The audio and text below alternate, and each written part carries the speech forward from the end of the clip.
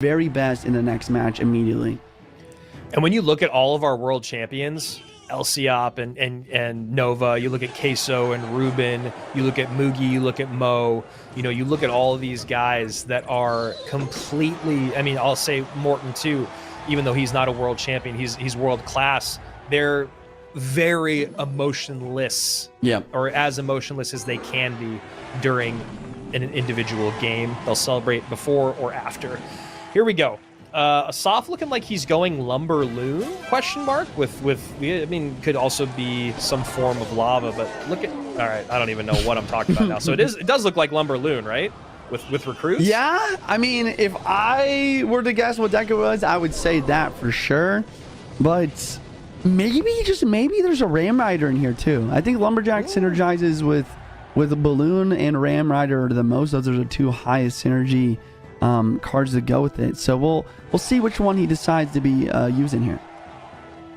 And then Adriel using this Mortar deck that's just been a little bit more popular the last few days. Mortar in this meta still trying to figure out exactly what the best makeup is. Both players deciding to leak Elixir and wait for the next play.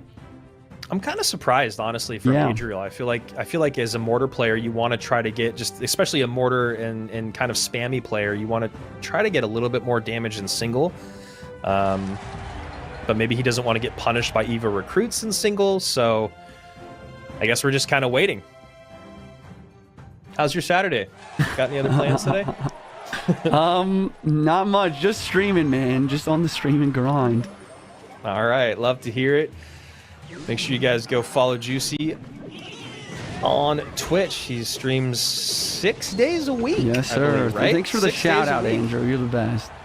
It's good. You shouting yourself out doesn't work. Me shouting you out every broadcast does work, and I will continue to do it because I love watching your stream. So it is going to be Royal Recruits with Loon. We've got Evo Lumberjack there behind. Evo Lumberjack, really interesting. Super, super strong when it first came out. And honestly, I think he's found a pretty good place at this point. Not used a ton, but doesn't feel broken, doesn't feel underpowered. Yeah, I think you're right. I think that it's pretty strong. It's going to take out the Mortar Evo right now. It's also going to help the Balloon take out the other Mortar. But here comes the counter push. Miner, Goblin, and a lot of bats in here. I don't think there's a Snowball or arrows in cycle, but he decides to go for the Mother Witch. Wow, that is a game-changing card. I mean, you play this Mortar deck all the time, Andrew. Talk to me, like, how struggle is the Mother Witch here? Well, it's really struggle, especially because Asaf has the option to Snowball plus Mother Witch against the Evo Bats. Right. And he doesn't have to use the arrows specifically on the Evo Bats. A lot of times when you're playing against Evo Bats with a deck that only has arrows or only has like a arrows plus log, is those Evo Bats end up being something you always have to think about. So that's something that's really, really nice here. And of course, that Mother Witch can turn in what you just saw there, a defense on the left-hand side with a couple of goblins. It can all of a sudden turn it into a huge push in the opposite lane that you weren't expecting. Right. So I definitely don't love this for Asaf, or excuse me, for Adriel, but we'll see if he can kind of outsmart Asaf's Mother Witch. As you saw there, Miner goes right to it to try to take her off the board. Asaf still behind by a bit, 1932 to 2251. And also lightninging that Mother Witch in this matchup is really tough. Yeah, it's not what you want to do. Maybe we'll see it more often now that we are in triple elixir. Maybe he'll be able to make some lightning plays and try and get this. Well, I was gonna say try and get this damage lead back, but I mean, I just realized Adriel is in the damage lead and his defense is absolutely perfect so far. Maybe that's all he needs to do to win this. Maybe he just needs perfect defense, a couple lightnings on the tower, and that might just be enough. Yeah, it does seem like he's just kind of happy with sitting back and doing exactly what you're saying. Defend, defend, defend, stack mortars, make sure balloons can't break through. When I have extra elixir or a spot, I'll send in a miner, but since I have the lead and I have the lightning damage, I'm happy with that. And so we'll see if that patience will pay off or if he'll end up needing to kind of fight for the end of the game. Bat Miner gets a couple extra hits. Adriel tries to predict the balloon other lane. Asaf is patient. He goes into the left where the mortar's already ready for defense, as well as a miner. And Adriel is celebrating a little bit here, and it is over. Adriel taking game number 1 versus Asaf. And I just want to quickly note, it's a crazy play that I seen him win this game here. is that 3-card cycle usage with the Golden Knight. Decks that we're seeing them lose with are not decks that we're seeing anyone else play with. Yeah, you're so right. And I think that's a problem. Yeah, I think you're right. I think that, you know, maybe we're just getting a little bit too creative on some of these decks. Yeah, I don't know. I don't think that...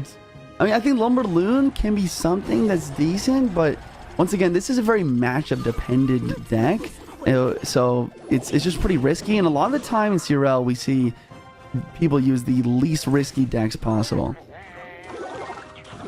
So something happened with the exposure in Adriel's camera, and it looks like he's playing from the clouds, or maybe he's on a plane now. And yeah, my number one comment in my chat right now is, why is Adriel playing from heaven? So yeah, I thought you might like that one. The celestial being Adriel does break on through to the tower here as that hog gets a hit, and I'm going to just keep doing it, Juicy. I'm going to be the broken record. Here's another card and another matchup that looks like it is from 3 metas ago. The Demolisher Valkyrie Inferno Tower drill deck. I remember losing to this deck when it was dominant. I have not played against this deck in months for what I believe is a good reason. The Goblin Demolisher, not a bad card, just not the best card. I think that there's a lot other cards that synergize better and are cheaper in this deck.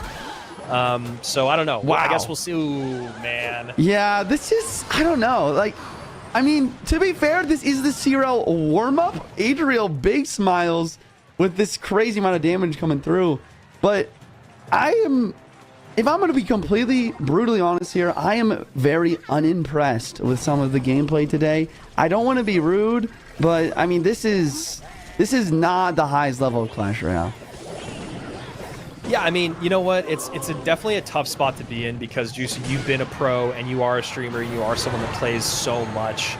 But our job as commentators is to call it how we see it. Right. You know, you watch any pro sport out there, and if one of the star players or one of the players you expect to do well performs badly, they don't sit there and be like, oh, well, you know, you got to think about... No, it's just like, this is just not the gameplay that you need to bring. And I think the positive to this for Asaf is that he is in a spot where it's clear in 2025 he still is one of the best in the world. He still is here at the warm-up. There are players that were at World Finals last year that got invited to the group stage and aren't here.